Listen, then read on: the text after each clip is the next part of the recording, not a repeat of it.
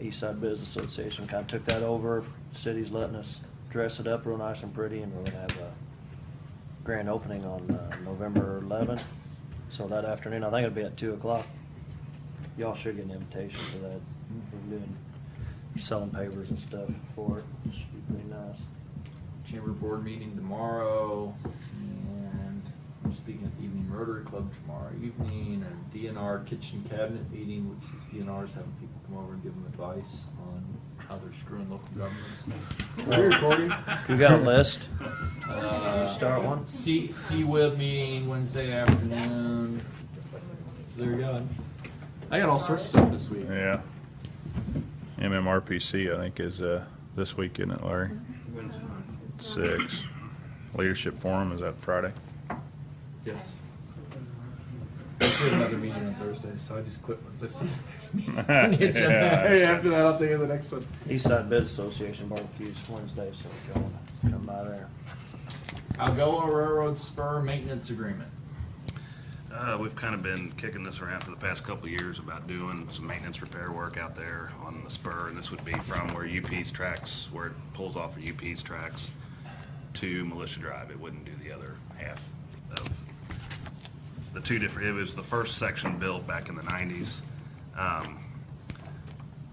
The contractor that built it originally, we've been working with them to get an estimate on how much it would take to repair it. They're the contractor doing the track work for Union Pacific for the new bridge over the Osage River in Osage City. We worked with them to try to come up with a way to be able to do the work while they're in there. We allowed them to store their equipment on the spur while they're doing the work for UP, and in turn he said, well, I'll do the track repair work.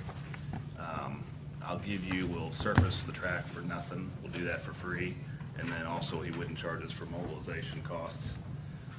That was kind of the trade-off for him using the spur. And then we're using the City of Columbia's labor and equipment rates that they bid. They have the Columbia Terminal Railroad up there that the contractor is does work for the City of Columbia, and it's Capital Railroad Contracting.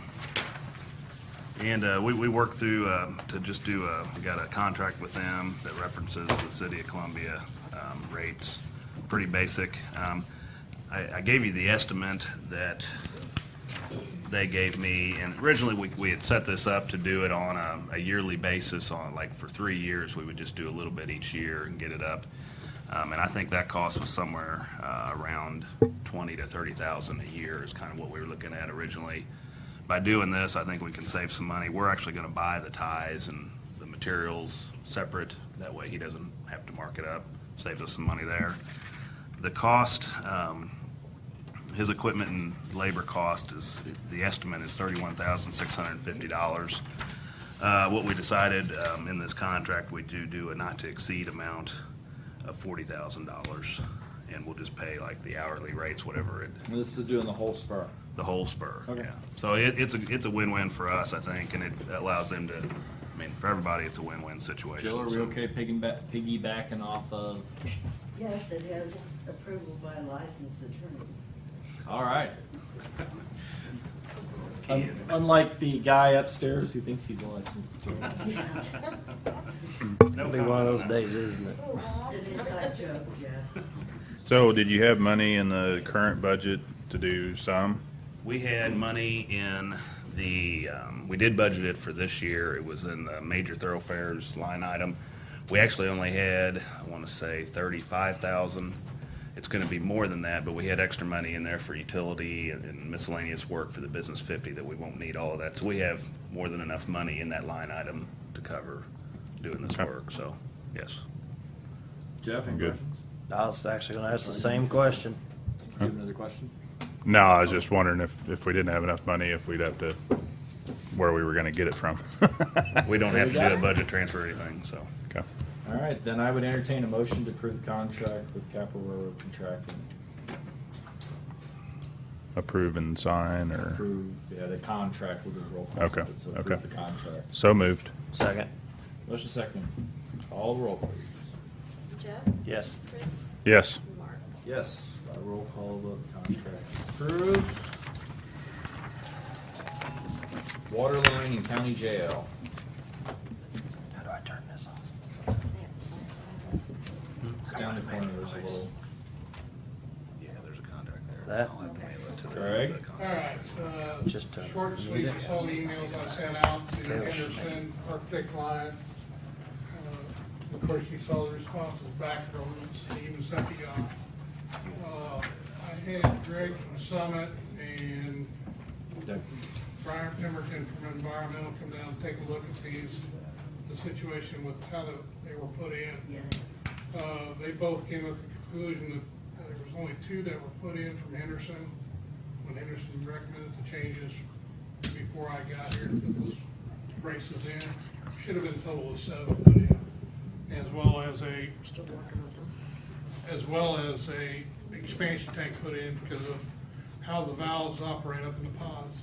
The valves in the pods, they come on automatically for their showers, and then they shut off just that quick, and then pipes are jumping back and forth, up and down. This keeps up, it's gonna break a 3-inch water line running through there. So what do we need to do? I guess since it's over the amount of $4,500, we're gonna have to probably bid it out. I know it's gonna be, How much is the expansion tank? expansion tank is $3,700. How much is the cost of the expansion tank? That's the cost to put the expansion tank in. It's the cost of the expansion tank and the cost to put it in, right? And the cost to put it in. Right. You're You have looking it, at a 115-gallon right. tank. To fix the braces, you're looking at another $4,900 to do it correctly. Then we gonna bid it? It's not out. Yeah. Here's what it is, gotta do what you gotta do. But I just wanted to bring this to your all's attention. Now I know why Now what- Falconbush went out of business. At what That's pretty much saying it all right there. point do we have I to? run into that down Fort too. Sorry. At what point can we get 3 bids without having to 6,000. advertise it? $6,000 total. 45 to 6,000, we can just get 3 bids. After the 6,000, we're gonna have to advertise in the paper. So if we wanna just do the brackets and not the tank, we can get 3 bids by phone call. But if we wanna do them both at the same time, we'll have to bid it. No. Okay. All right. So I'll get with Jennifer there today, or I'll just get this put in and gone. Oh, okay. So I heard it too. Phone's not lighting up. All right. How, go with Jennifer again. how long is that going to take? I mean, is this something that's can wait, or They, both Brian and Greg both said, once they get started, they said it'll take them a week to get the braces and the tank put in. but I mean, with some of the brackets and stuff broke. I mean, Yeah, could we have other problems? Well, they're Well- gonna have to fix all that. They're gonna have to put the right brackets in. But I mean, we're not going to have a flood or something. I'm if, hoping not. It's one of those situations. Are you saying this is an emergency? No, Alright. I'll get up over the ladder. I'll get up over the ladder. I'll get up over the ladder and try to fix some of the. That answers that question, doesn't it, Chris? yeah. Greg said. I'll take the hit, all right? All right, let's go. Get with Jennifer and get that going. All right. All right. Thanks. Thanks. I entertain a motion to go into closed session pursuant to 610-021 3 dealing with personnel matters. So moved. Second. A motion is second. Any discussion? Call roll, please, Betty. Mark, Yes. Jeff, Yes. and Chris. Yes. By a roll call vote, the motion is approved. We will go into closed session. Pop all this stuff. Put the computer away. 'Cause there's no reason to have it in here.